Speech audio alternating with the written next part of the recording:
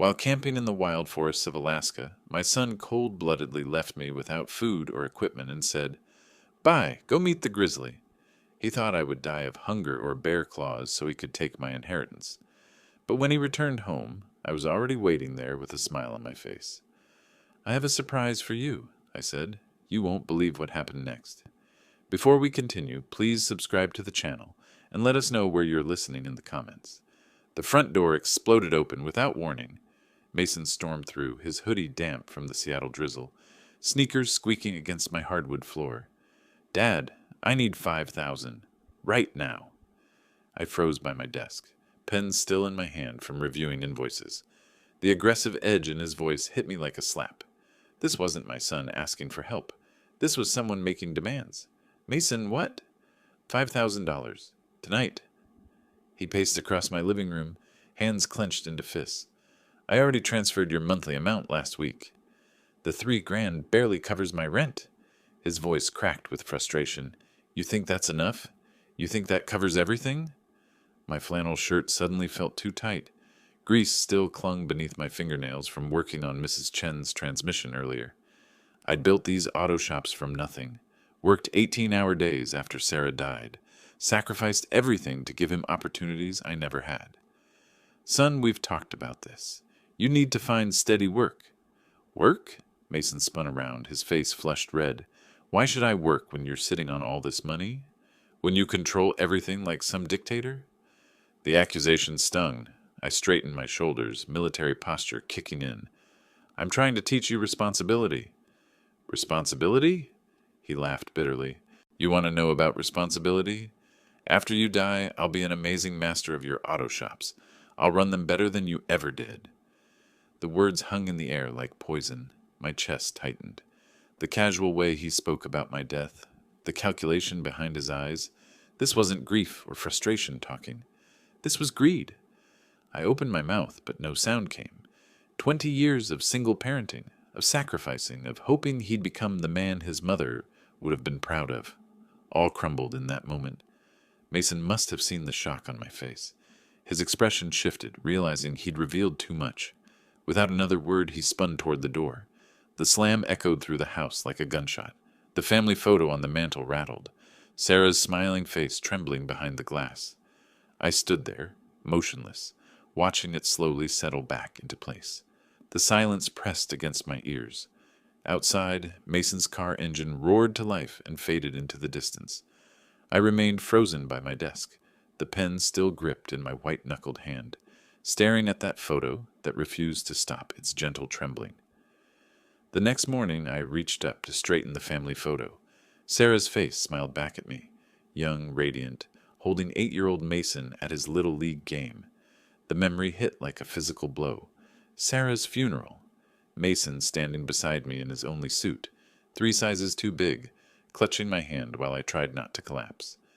The mortgage on the first auto shop was 3 months behind.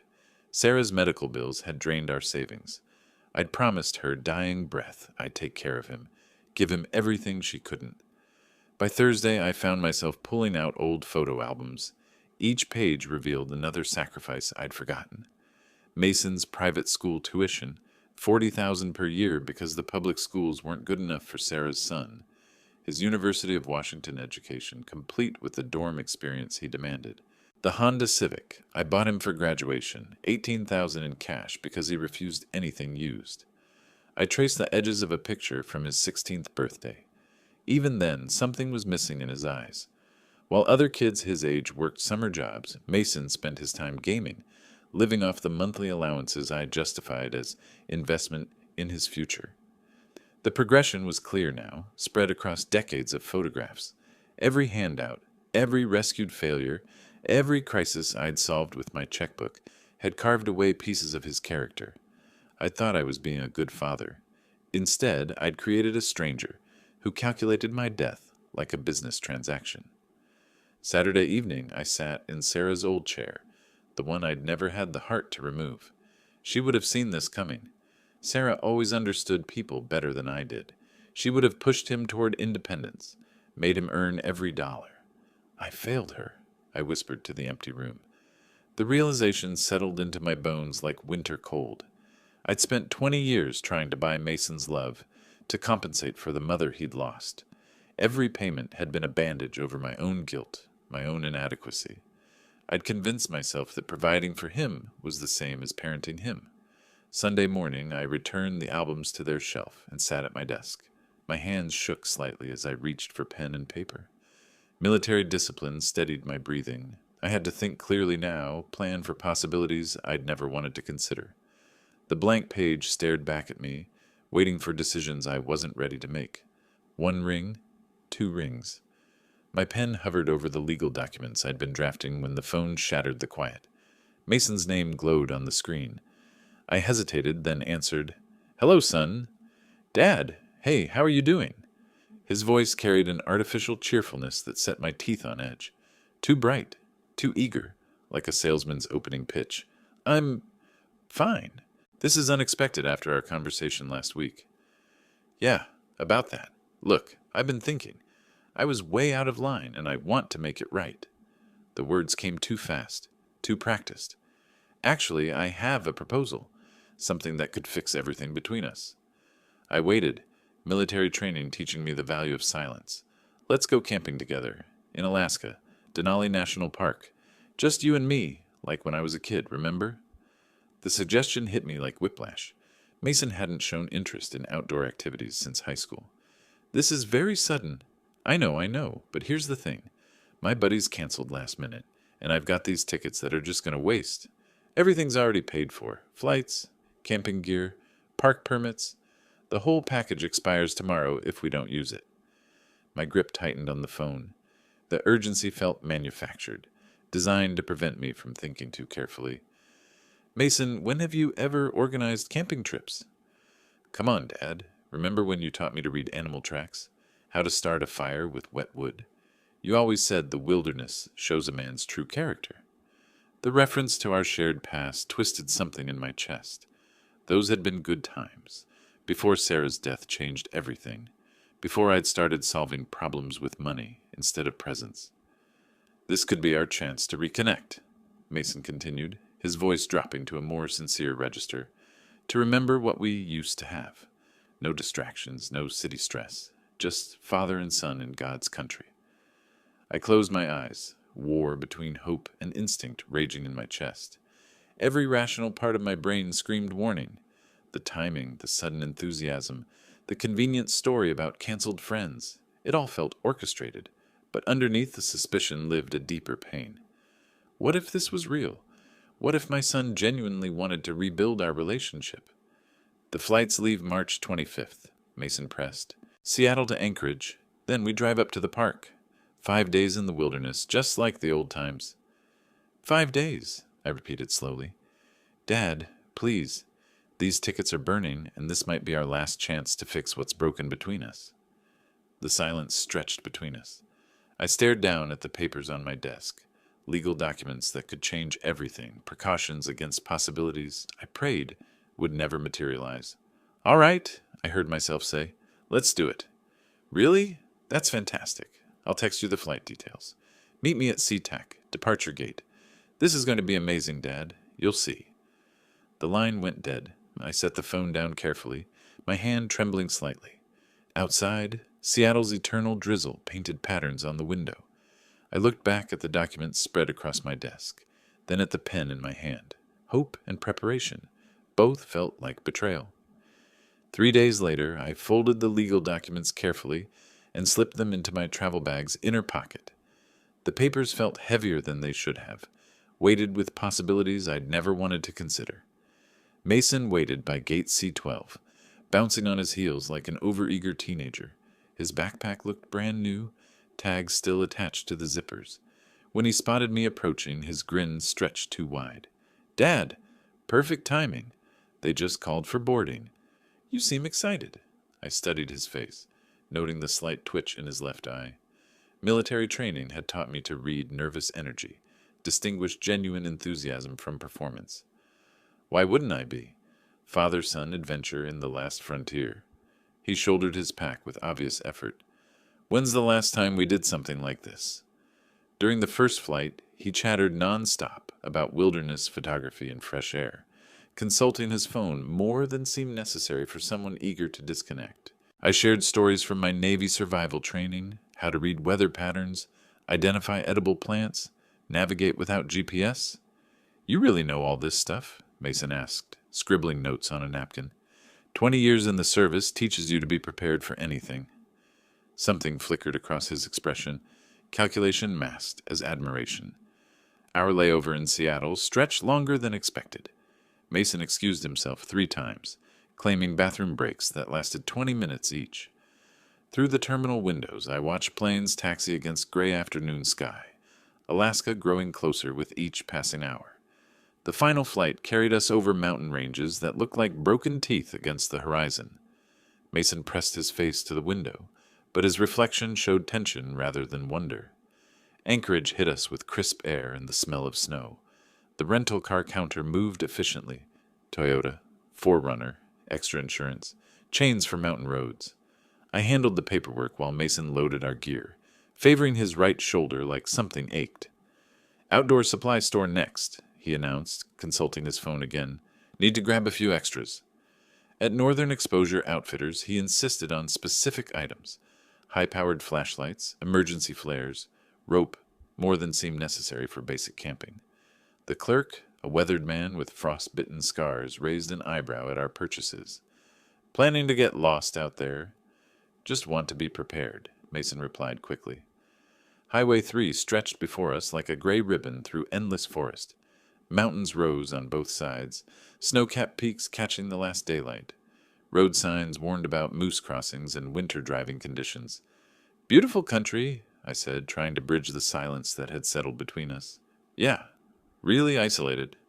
Mason's voice carried a strange satisfaction. Miles from anywhere. We stopped for gas in Wasilla as darkness began to fall. While I filled the tank, Mason wandered toward the convenience store. Through the fluorescent-lit windows, I watched him pull out his phone and dial. His posture changed, shoulders hunched, voice low and urgent. When he returned, I asked casually, "Everything all right? Saw you on the phone." "Just checking weather conditions for tomorrow." He avoided my eyes. "Storm system moving in, but should clear by morning." The lie came too easily. I'd checked the forecast myself. Clear skies predicted for the next 3 days. As we pulled back onto the highway, that familiar military unease settled in my gut, the same instinct that had kept me alive in hostile territory. Something was wrong. I just couldn't figure out what. 40 miles later, the gas station conversation still bothered me. "So what did the weather service actually say?" Mason's grip tightened on the door handle. "Possible snow flurries, nothing major." The deflection confirmed my suspicions, but I kept my voice neutral. "Good thing we packed extra layers." Denali's entrance appeared around a bend. Wooden signs announcing the park boundaries, cabins scattered among towering spruce trees. The visitor center buzzed with early morning activity, despite the season. Most tourists came in summer. March visitors were serious outdoorsmen or locals. Denali Lodge Motel looked exactly like the brochure photos Mason had shown me. Rustic log construction, rooms with names like Grizzly Den and Caribou Creek. The desk clerk, a young woman with calloused hands, processed our registration while Mason studied trail maps displayed on the wall. "First time to Denali?" she asked. "For him?" I nodded toward Mason.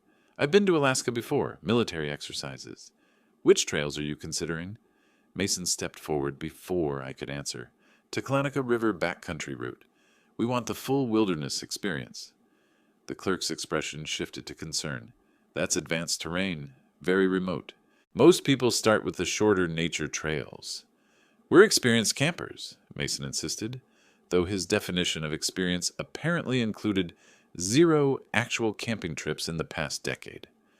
Park Ranger Jennifer Walsh looked like she'd stepped out of a recruitment poster, confident, capable, with the no-nonsense bearing of someone who dealt with every type of wilderness emergency.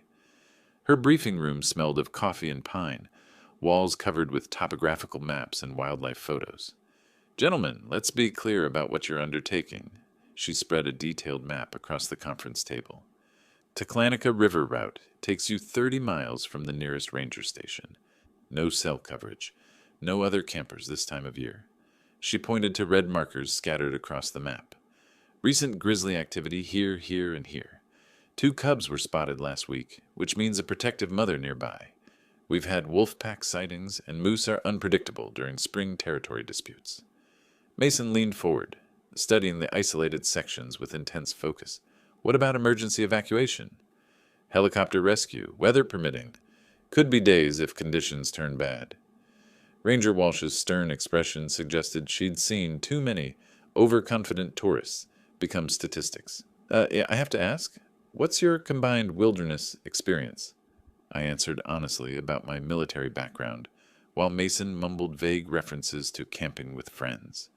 The ranger's doubt was visible. Sir, with respect, this route isn't appropriate for beginners. We have excellent guided tours, shorter trails. We'll be fine, Mason interrupted. My father's practically a survival expert. After signing liability waivers and watching safety videos about bear encounters, we rented bear-resistant food containers and emergency beacons. I insisted on defensive rifle rental, a Remington 870 that felt familiar in my hands. You sure about that? Mason asked nervously. Alaska rule number 1, never go unarmed in bear country. Our final stop involved programming GPS coordinates into our emergency beacon. Ranger Walsh demonstrated the activation sequence with professional precision. Push this button, hold for 5 seconds, and search and rescue gets your exact location. But remember, in that backcountry, even with coordinates, rescue could take 12 to 18 hours minimum. Loading our packs into the truck, I felt that familiar pre-mission tension. Every detail screamed warning, the remote location, Mason's obvious inexperience, his strange insistence on maximum isolation. Still sure about this route? I asked as we pulled away from the ranger station. Mason's smile looked forced. Absolutely. No turning back now, right, Dad? The phrase hit my ears wrong. Less encouragement, more finality. Through the rearview mirror, I watched the ranger station disappear behind forest, our last connection to civilization fading into wilderness that suddenly felt less like adventure and more like trap. The forest road narrowed until branches scraped our windows like skeletal fingers. My GPS showed our position moving deeper into unmarked territory, past the last cell tower, beyond the final trail marker, into wilderness that had swallowed unprepared travelers before. We're officially off the grid now, I murmured, watching the signal bars disappear from my phone. Mason's laugh sounded hollow. Perfect, just us and nature. Mile 23. Toklanica marked the end of drivable road. I parked beside weathered wooden posts that looked like grave markers in the dim afternoon light. Unloading our packs revealed the weight difference. Mine distributed efficiently from decades of military training. Mason's bulging awkwardly with gear he'd never tested. Jesus, this thing weighs a ton, he complained, struggling with the shoulder straps. Proper packing takes practice. I adjusted his weight distribution, noting how he winced when I touched his right shoulder. You hurt yourself? Old injury, nothing serious. The trail wound through dense spruce forest where afternoon sun barely penetrated. Moss-covered logs created natural obstacles, and small streams required careful stepping-stone navigation. Wildlife signs appeared immediately, massive moose tracks pressed into muddy patches, eagle cries echoing from somewhere above the canopy, and the distant howling that meant wolves. You hear that? Mason stopped suddenly, face pale. The wolf pack, probably 5 miles away. I kept walking, but noticed his nervousness had nothing to do with wildlife appreciation. For someone who'd insisted on this remote route, he seemed genuinely frightened by its realities. 3 hours of hiking brought us to a clearing beside a rushing creek, perfect campsite with flat ground, fresh water, and clear sightlines in all directions. Military habits kicked in as I surveyed defensive positions and escape routes, while Mason sat heavily on a fallen log. How much farther do we go? He asked, breathing hard. This is good for tonight. We'll push deeper tomorrow. Setting up camp revealed more of Mason's inexperience. While I methodically established our perimeter, food cache hung 12 feet high, cooking area downwind from sleeping quarters, emergency supplies easily accessible, he struggled with basic tent assembly. Dad, can you help with this? He held up tangled guy lines like surrender flags. Teaching him proper technique felt like old times, back when he'd wanted to learn instead of just inherit. But something nagged at me. Why insist on wilderness camping when you couldn't handle basic equipment? Evening campfire cast dancing shadows across our small clearing. I prepared a simple meal while Mason sat unusually quiet, staring into the flames with an expression I couldn't read. The temperature dropped steadily. March nights in Alaska demanded respect. "Remember when we used to do this?" I tried conversation, hoping to recapture some connection. "You were maybe 10, insisted on roasting marshmallows until they caught fire." Mom was still alive then. His voice carried unexpected sadness. She loved our camping trips, said they brought out the best in people. Mason nodded, but his eyes remained distant. "Tell me about your childhood, Dad. Before the military, before the business. What was it like being poor?" The question surprised me. Mason rarely showed interest in my background. I found myself sharing stories I hadn't told in years. Growing up in rural Montana, working farms during summer, earning every dollar through sweat and determination. "Sounds hard," he said, but his tone suggested calculation rather than sympathy. "Hard work built character, taught me the value of earning what you have." Something flickered across his features, resentment, maybe, or frustration. But when he spoke, his voice remained carefully neutral.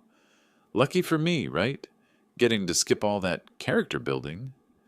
The conversation continued around the fire, Mason prompting stories about my military service, survival training, the skills that had kept me alive in hostile environments. I shared more than usual, encouraged by what seemed like genuine interest. "How do you know when someone's lying to you?" he asked suddenly. Body language, voice patterns, inconsistencies in their story. I poked the fire, sending sparks spiraling into darkness. "Why?" "Just curious. You've always been good at reading people." Later, as I banked the fire for the night, peaceful silence settled over our campsite. Stars emerged in patterns I hadn't seen since my last deployment, unmarred by city lights. The wilderness felt pristine, untouched, almost sacred. "I'll take first watch," Mason volunteered. "Not really tired yet." "You sure? We've got a long day tomorrow." "Yeah, I want to enjoy this. Listen to the forest sounds." I crawled into my tent, trusting my son to wake me for the second shift. Through the nylon walls, I could hear him moving around the fire, adding logs, settling into watch position. Normal camping sounds that should have been comforting. But as sleep approached, something bothered me about his offer. In all our conversations, Mason had never shown interest in solitary reflection or nature appreciation. Why start now? The last thing I noticed before exhaustion took over was the change in sounds outside. No more casual movement around the fire, just careful stillness that suggested someone waiting rather than watching. Dawn light filtering through my tent walls brought me to consciousness. Outside, I heard the metallic clanking of equipment being loaded. Too early, too urgent for normal morning preparations. I unzipped the tent flap and stepped into frigid air that made my breath visible in white puffs. Mason stood by our truck, methodically packing gear with military efficiency he'd never displayed before. Every piece of survival equipment, GPS device, emergency beacon, rifle, food containers, disappeared into the vehicle. "What's going on?" My voice cut through the morning silence. Mason startled, then straightened with defiant posture. "Getting ready to leave. We planned 3 more days. What's the rush?" "Change of plans." He avoided my eyes, continuing to load equipment. "Weather's turning bad." The lie hung between us like smoke. Yesterday's forecast had been clear, and the sky showed no threatening clouds. My military instincts, dormant since arriving in Alaska, suddenly screamed warnings. "Mason, talk to me. What's really happening here?" Something snapped in his expression. Years of carefully controlled resentment exploded across his features like a dam bursting. "You want to know what's happening? I'm done. Done with your control, your manipulation, your constant judgment." "Son, I don't understand." "Don't!" He wheeled around, fists clenched. "Don't call me son. Sons don't get treated like employees. Sons don't have to beg for every dollar while their father sits on millions." The venom in his voice hit me like physical blows. This wasn't momentary anger. This was cultivated hatred, festering for years beneath our family's surface. "I've given you everything. You've given me nothing." Mason's voice cracked with rage. "You made me dependent, kept me weak, controlled every aspect of my life with your checkbook. Well, guess what? I'm taking control now." My hands trembled as understanding dawned. The camping trip. This whole thing was planned. Finally catching on, military genius? His laugh carried no warmth. Took you long enough?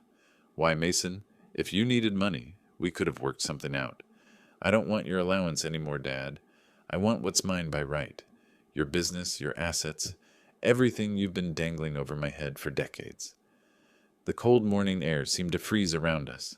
I stared at this stranger wearing my son's face, speaking words that shattered 20 years of paternal love. You're planning to leave me here. Very good. Yes, I'm leaving you here to figure things out for yourself. Maybe 30 miles of wilderness will teach you what real dependence feels like. My chest constricted. Mason, this is bear country. Without equipment, without GPS. Should have thought about that before you made me into your puppet. He slammed the truck's tailgate shut. Maybe you'll survive. Maybe you won't. Either way, I'll inherit what should have been mine years ago. Please, the words scraped my throat raw. Whatever I did wrong, we can fix it. Don't do this. For a moment, something flickered across his features. Doubt, maybe, or remembered affection. Then his expression hardened into something unrecognizable. Goodbye, Dad. He climbed into the driver's seat. Try not to meet the Grizzlies too quickly. I want you to have time to think about what you created. The engine roared to life. I stepped toward the truck, desperate to reason with him, but he threw it in reverse and backed away. Through the windshield I saw his face, cold, calculated, devoid of any filial emotion. Mason! My shout echoed off distant mountains as the truck disappeared around a bend. The sound of the engine faded gradually, leaving me standing on an empty dirt road in the vast Alaskan wilderness, 30 miles from the nearest human being. Dust settled around my feet. The silence that followed was absolute. No human sounds, no mechanical noise, just the whisper of wind through spruce trees and the distant cry of a hawk. I stood there for a long moment, processing the enormity of what had just happened. My son, the boy I'd raised, protected, provided for, had just sentenced me to death. The dust from Mason's truck still hung in the air when military training kicked in, overriding the emotional devastation. Shock was a luxury I couldn't afford, not 30 miles from civilization in Grizzly country. I forced myself to breathe steadily, letting decades of Navy discipline take control. First rule of survival, assess your resources. I patted down my pockets. Wallet, house keys, a small folding knife I'd forgotten about. No food, no water, no GPS, no emergency beacon. The clothing on my back and nothing else. Second rule, evaluate the environment. March in Alaska meant temperatures dropping below freezing at night. The terrain around me consisted of dense spruce forest, unmarked trails, and complete isolation. Ranger Walsh's warnings echoed in my memory, recent grizzly activity, wolf packs, unpredictable weather patterns. Third rule, prioritize survival needs. Shelter, water, signaling, navigation, in that order. I studied the sun's position, calculating direction. East led deeper into wilderness. West eventually reached the main park road, though at what distance I couldn't determine. My aging memory summoned fragments of topographical knowledge from the ranger station briefing. River systems flowed generally northwest toward the park boundary. Movement was critical. Standing still meant death. I began walking west, following the faint tire tracks Mason had left. Within 100 yards, the tracks diverged from what appeared to be an animal trail cutting through the underbrush. Game trails usually led to water sources, essential for survival and potential rescue visibility. Every step required conscious effort. At 58, my knees protested the uneven terrain, and my civilian conditioning was worlds away from my military peak. But anger fueled my movement, fury at Mason's betrayal, at my own blindness, at the years I'd wasted enabling his transformation into this monster. The forest closed around me like a living tunnel. Massive spruce trees blocked most sunlight, creating a twilight atmosphere even at midday. I broke branches as I walked, creating crude trail markers for potential rescue teams, though the odds of anyone finding me seemed impossibly remote. Bear sign appeared everywhere, claw marks on tree bark, massive paw prints in soft earth, scat that looked disturbingly fresh. I made noise while walking, remembering Ranger Walsh's instructions about avoiding surprise encounters. The irony wasn't lost on me. My son had placed me in a situation where bears might be the least of my problems. Hours passed. My mouth grew dry, then parched. The game trail meandered through increasingly dense vegetation, and several times I lost it completely, forced to backtrack and search for the continuation.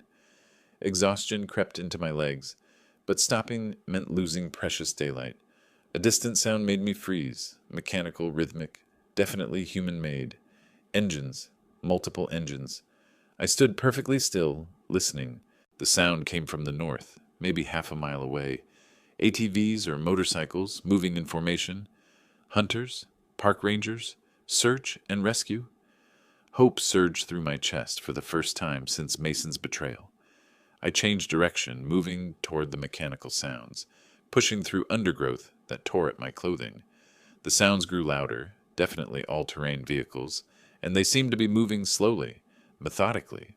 The forest began to thin, and through the trees I glimpsed a clearing ahead. The engine sounds were closer now, maybe 200 yards away. I moved faster, abandoning stealth for speed, branches whipping across my face as I pressed toward a potential salvation. Breaking through the tree line, I stumbled into a clearing where 4 ATV riders had stopped for what appeared to be a lunch break. They looked up in shock as I emerged from the forest, disheveled, scratched, clearly out of place in this remote wilderness. The lead rider, a bearded man in his 40s, with the weathered look of someone who lived outdoors, immediately shut off his engine and approached me with professional concern. "Sir, what happened? Why are you out here alone?" My voice came out hoarse from dehydration and stress. "My son, he left me here, took all our equipment and drove away."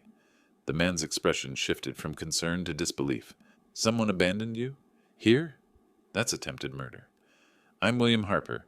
My son Mason brought me on a camping trip, then—" I struggled to explain the situation without revealing the full extent of family dysfunction.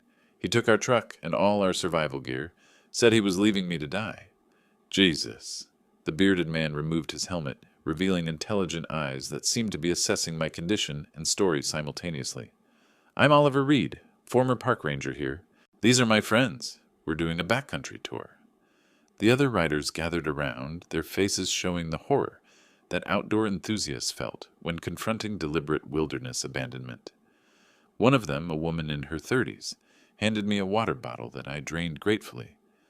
"How long ago did this happen?" Oliver asked, his tone becoming professional and urgent. "This morning, maybe 4 hours ago." Oliver exchanged glances with his companions. "We need to get you out of here immediately. Radio range is limited, but we can reach the ranger station from higher elevation." "There's something else." Oliver continued studying his GPS device. "If your son took the main road out, he's looking at a 6-hour drive minimum to reach Anchorage. But I know a shortcut, old ranger trail that cuts through the backcountry. We can have you back to the park entrance in 90 minutes. The implication hit me like electricity. "You mean I could get back before him?" "Easily. The question is, do you want to involve law enforcement immediately, or do you have other plans?" Something hard crystallized in my chest, replacing the desperation and fear I'd carried since dawn.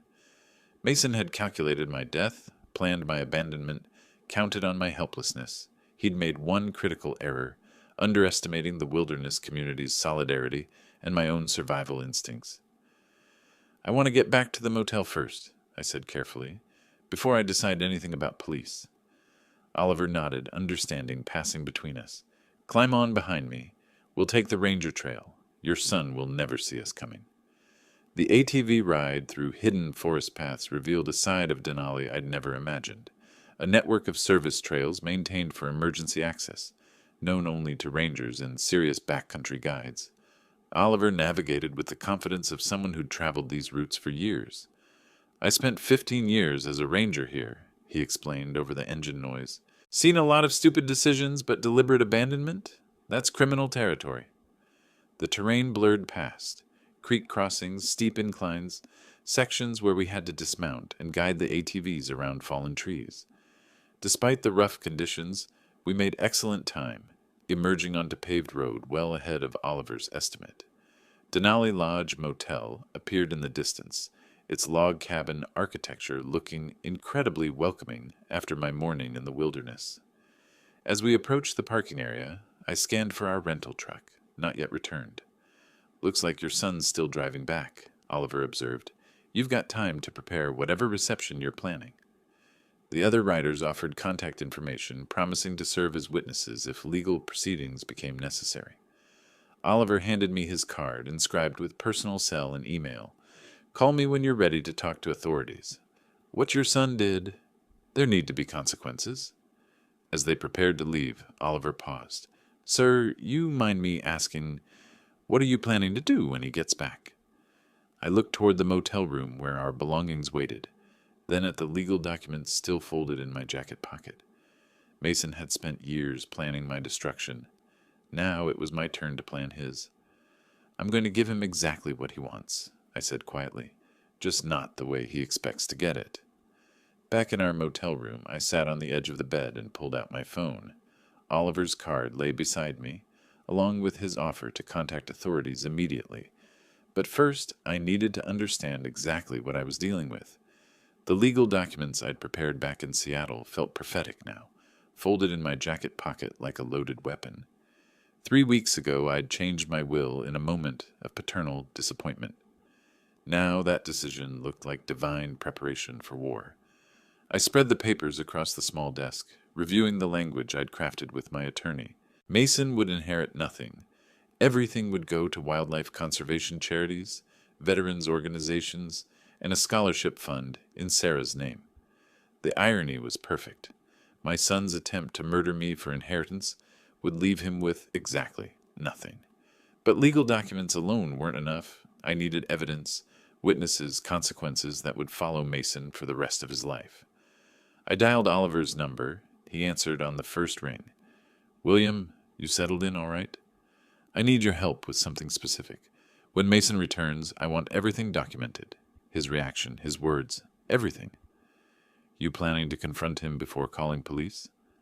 "I'm planning to give him exactly what he thought he wanted, the chance to inherit my business, right up until the moment he realizes what he's actually done to himself." Silence stretched across the connection. Finally, Oliver spoke. "That's strategic. You want me there as witness?" "If you're willing, and maybe bring that digital camera you had on the trail. Mason's going to say things that should be preserved for a jury." "What time you expecting him?" I calculated Mason's route. Main Park Road to Anchorage Highway. Probable stops for gas and food. His tendency to drive cautiously on unfamiliar roads. Between 9 and 10 tonight, he'll be tired, overconfident, expecting to find an empty room and a grieving father who never made it back. Instead, he finds his intended victim very much alive, and very well prepared. After Oliver agreed to arrive by 8:30, I called my attorney in Seattle. The conversation was brief, but crucial. Tomorrow morning, the new will would be filed officially, regardless of tonight's outcome. Mason's inheritance would evaporate the moment legal documents hit the courthouse. Next, I contacted the motel office and arranged for an adjacent room for Oliver. The desk clerk, an elderly woman who'd seen decades of Alaskan drama, asked no questions about the unusual request. Evening approached with surreal calm. I showered off the wilderness grime, changed into clean clothes, and arranged the room methodically. The legal documents spread across the desk, where Mason would see them immediately. Oliver's camera would have clear sightlines from the adjoining room. My phone was programmed with 911 on speed dial. Military training had taught me that preparation eliminated variables. Tonight, Mason would walk into a controlled environment, where every advantage belonged to me. The irony wasn't lost on me. My son had spent months planning my death in the wilderness. Now I was planning his social and financial death in civilization. The difference was that my plan would leave him alive to face consequences. At 8:15, Oliver knocked softly. He entered carrying professional photography equipment and the grim expression of someone who'd seen too many wilderness tragedies. Recording equipment set up in the adjacent room, audio and video coverage of this entire space. He gestured toward the connecting door. "When he arrives, you'll have everything documented." "What happens legally when we turn this over to authorities?" Attempted murder in the first degree. Alaska takes wilderness abandonment seriously. It's essentially death sentence with extra steps. With your testimony, my witness statement, and whatever he says tonight, he's looking at serious prison time. I nodded, feeling a cold satisfaction settle in my chest. Then we wait. Outside, darkness gathered around the motel like a closing fist. Through the window, I could see the main road, where Mason's headlights would soon appear, carrying him toward a reckoning he'd never imagined possible. The phone showed 8:47 p.m. Any minute now, my son would discover that his perfect crime had become his perfect downfall. Headlights swept across the parking lot, and I recognized the distinctive sound of our rental truck engine. Mason had returned from his failed murder attempt, probably rehearsing grief-stricken phone calls to report his father's tragic disappearance. I positioned myself in the chair facing the door, legal documents clearly visible on the desk. Through the connecting wall, I heard Oliver adjusting his recording equipment. Everything was ready. Mason's key scraped the lock twice before catching. When the door opened, he stepped inside with the cautious air of someone expecting to find an empty room. The overhead light illuminated his face, and I watched recognition hit him like a physical blow. "Dad?" The word came out strangled, disbelieving. "Hello, son. How was your drive?" His face cycled through confusion, shock, and something approaching terror. How are you here? How did you get back? Turns out I'm harder to kill than you calculated." Mason's legs seemed to buckle slightly. He gripped the door frame, eyes darting around the room as if searching for escape routes.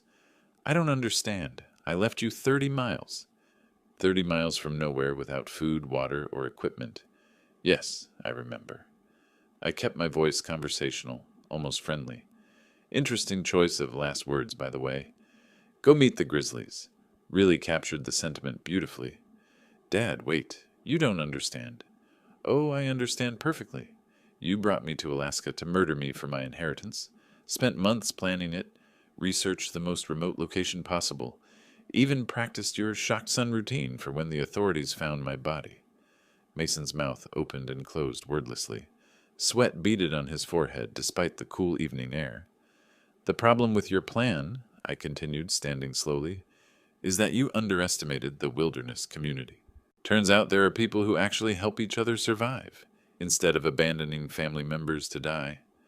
Look, if this is about money, it was always about money for you. That's what I finally understand.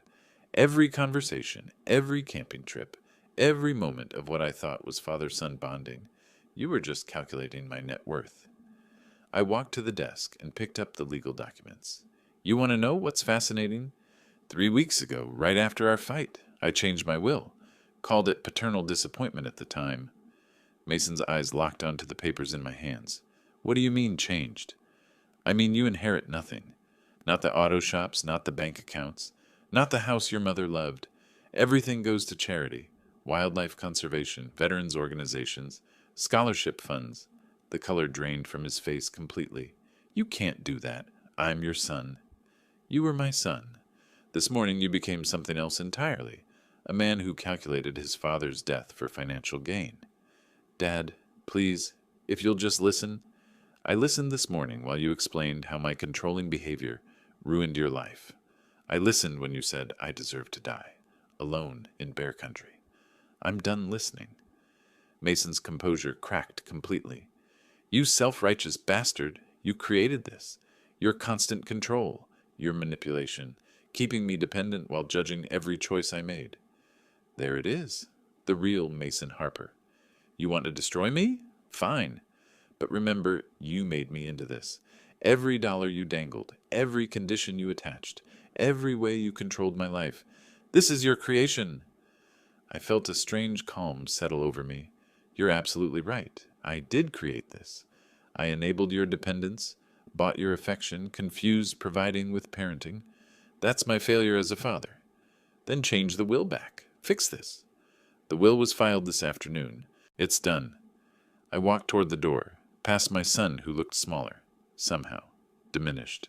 "But you're wrong about one thing. I didn't create your willingness to commit murder. That choice was entirely yours." Mason's voice cracked. "Where are you going?" "To call the police. Attempted murder is still a felony, even when it fails. Dad, wait. I paused at the threshold. Goodbye, Mason. In a strange way, you've given me exactly what I needed. Absolute clarity about who you really are. The last thing I saw before stepping outside was my son collapsing into the chair I'd vacated, staring at the legal documents that represented the complete destruction of everything he'd tried to gain through my death. The fluorescent lights in the Anchorage Police Department interview room buzzed overhead as Detective Sarah Martinez reviewed the evidence spread across the metal table. Oliver's digital recordings, my sworn statement, and Mason's own recorded confession from the motel room created an overwhelming case. Mr. Harper, I've been investigating wilderness crimes for 8 years. This is the most premeditated case of attempted murder I've encountered. Detective Martinez clicked through the audio recordings on her laptop. Your son's statements are remarkably incriminating. He always was thorough when he wanted something. The district attorney will file charges this morning. Attempted murder in the first degree, reckless endangerment, and conspiracy to commit fraud regarding your inheritance. Alaska doesn't treat wilderness abandonment lightly. Through the interview room window, I could see Mason in handcuffs being processed at the booking desk. Overnight in jail had stripped away his last pretenses. No more manipulation, no more charm, just a 28-year-old man facing the consequences of calculated evil. Oliver sat beside me, having driven down from Denali to provide his witness testimony.